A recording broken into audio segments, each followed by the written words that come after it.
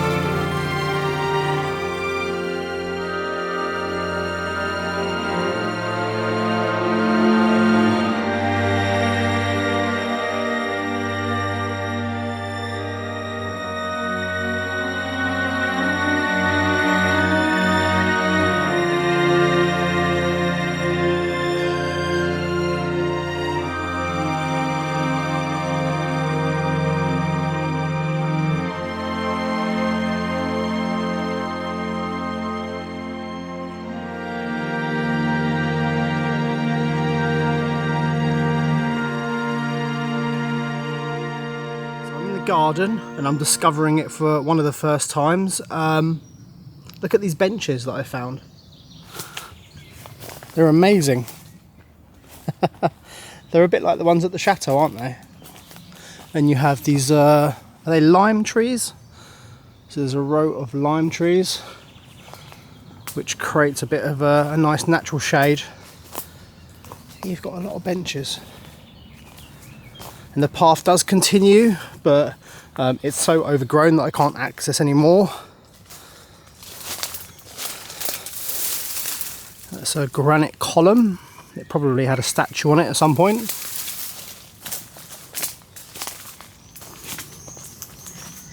This new piece of equipment is called a Tondo broyer. The brand is Caroy. This machine was built in 2008 and it is absolutely amazing. It has chains and teeth which rotate that way, and it's got these huge wheels. It's basically a tractor and it will cut anything. I'm really happy with it. Gwendolyn found it online and yeah, Couldn't ask for more.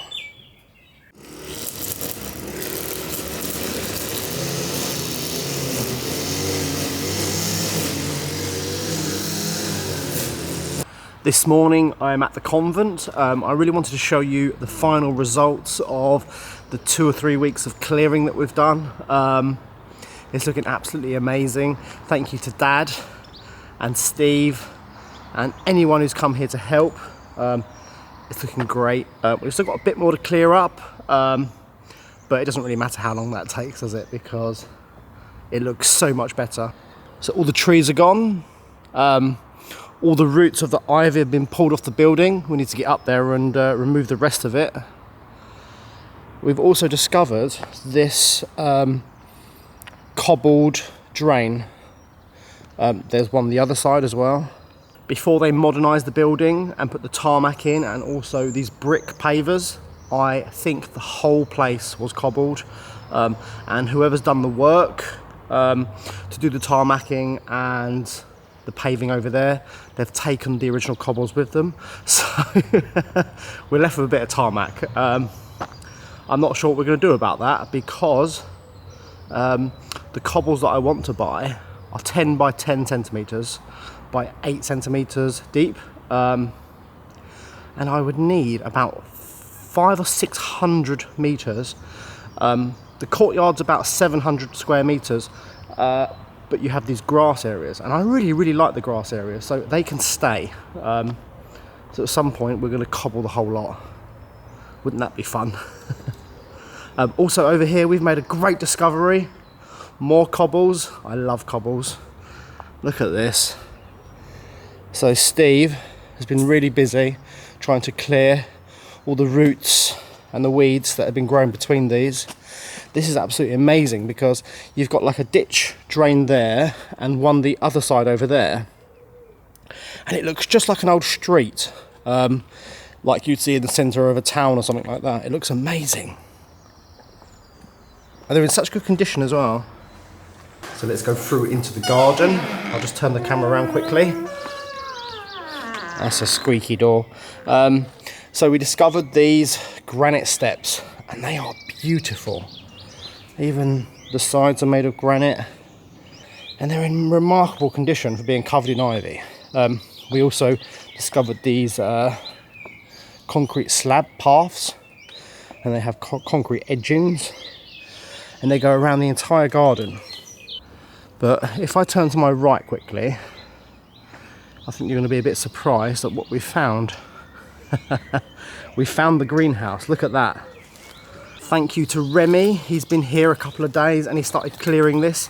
Remy's family are the original chateau caretakers, and they lived there and they maintained the building and the exterior while the actual owners weren't living there, because it was basically a holiday home, and they had their residence elsewhere, and Remy and his family would maintain it and look after the place and get it ready for their arrival. And Remy's father, on several occasions, remembers the Germans coming down the driveway. He's got a lot of interesting stories to tell about the place. But Remy, he used to bring supplies here in his younger years to the convent, to the sisters, and he would bring food round to the back kitchen. So he remembers this place very fondly.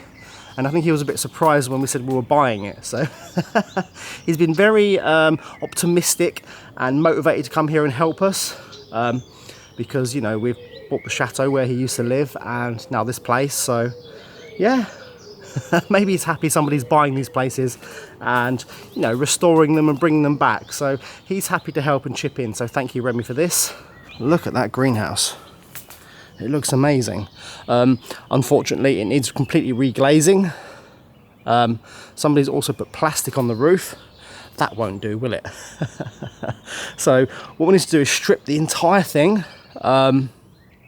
deglaze it, take the roof off, completely empty the inside, and then paint all the metalwork, and then we would reglaze the entire thing. Change this zinc guttering. because this sink guttering is actually a really important feature. It collects all the rainwater and it goes inside to a water reservoir. So yeah, it's a bit knackered, the gutter, but you can see it comes down here, and this funnel here goes into the reservoir inside. But you've got this, so you can choose if you want more water or not. Literally just by doing that and then closing that little latch there, and you've got another here. Isn't that amazing? Somebody's actually gone all to the trouble to build that, so we will retain that and repair it if needed. Yeah, there's a lot of rubbish here. I think the neighbours, or whatever the building is next door, they've been throwing stuff over. That's going to have to stop, because I'm going to start throwing it back over at some point. Are those cobbles? Yeah, I think there's some cobbles and bits laying around here. Well, that's interesting. Right, let's go into the greenhouse. Wow, look at that. So there's something a bit different about this greenhouse compared to the one at the chateau. It is much deeper in the ground. Twice as deep, I would say. Oh, look at that, everyone. A crucifix. Well, it wouldn't be a greenhouse at a convent without a crucifix, would it? This one looks like it's been here for quite a while. You know, I'm getting quite fond of these crucifixes. It's going to have to stay there, isn't it? It's there for a reason. Do you notice these pipes behind my head? There's also more here. So this greenhouse has central heating. It's attached to the main boiler inside the convent basement, and there are valves here or inside, and you'll be able to turn it on when it gets cold, and it would warm up the greenhouse. Terracotta pots. Most of them are in great condition, so we can keep those. We've got loads down here as well. That is amazing. So you have 6 windows, because there's 6 toilets inside the chapel here. You've got 3 downstairs, and you think if you've got 3 upstairs, there's no staircase to get upstairs anymore though, so we'll have to discover that another time. In here you have what you'd essentially call another courtyard. This building here is the confessional. You've got the public side, then you've got the side where the priest would be.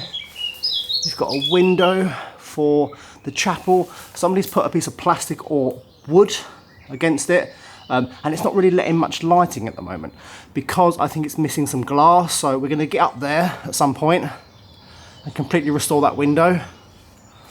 It's lovely in here. You can see the bell tower, the spire. You've got this really nice tree, which has been here for quite some time. It's quite nice. As long as it's not touching the roof or the building, it can stay. Yeah. This is the toilet block and laundry block. It's an extension. So we'll have to paint this building at some point, because it's looking pretty bad. I think we'll attack it with a paint that isn't so white, something that will blend in more with the rest of the building. You've got these steps here, which goes up into the laundry block and toilet block. So that's about it for the discoveries in the garden so far. You saw me with the benches when I was using the new grass weed basher thing. Also, Dad and I found the old diesel tank, which is for the heating. It's unusual for it to be buried underground. Normally you bury tanks that are like for petrol stations and things. You've got the filler there, you've got the vent there, you've got the emergency fuel cut off. Yeah, interesting. I'll just put the light on quickly. It's a little bit dark in here. A little bit spooky as well, I must admit. So I'm behind the chapel in the sacristy at the moment. These are the main electrics coming into the building. Great news, the electric company is coming on Tuesday to put a new meter and turn on the electric. I've got it all currently off here because I don't want them turning up at a random time and turning the electric on and everything coming to life when I'm not here. I must admit, it is a little bit spooky walking around this place on your own. I don't think I would enjoy walking around here at night. I've heard a few footsteps, and there's been nobody here. I have heard a few doors slam, but I would put that on the wind because it's such a big building and I've had doors and windows open. But yeah, it's got a little bit of a spooky vibe, but so far so good. I don't really pay too much attention. Oh, it's really spooky in that back room. There's literally no light going in there. Right, yeah, so it's got a little bit of a spooky vibe, but it's not too bad. We are discovering it together and a building this old, 250 years old. It's going to have a few characters living in it, isn't it? Right, so I'm going to lock the place up now and go home. Do you know what? I haven't actually spent a lot of time here this week. Been having a lot of family time at home and getting the chateau nice and clean. I think Sadie's been filming that, Sadie in France. Go and check out her channel, that's my sister. So thank you everyone for watching this week's video, and I'll see you all next Sunday.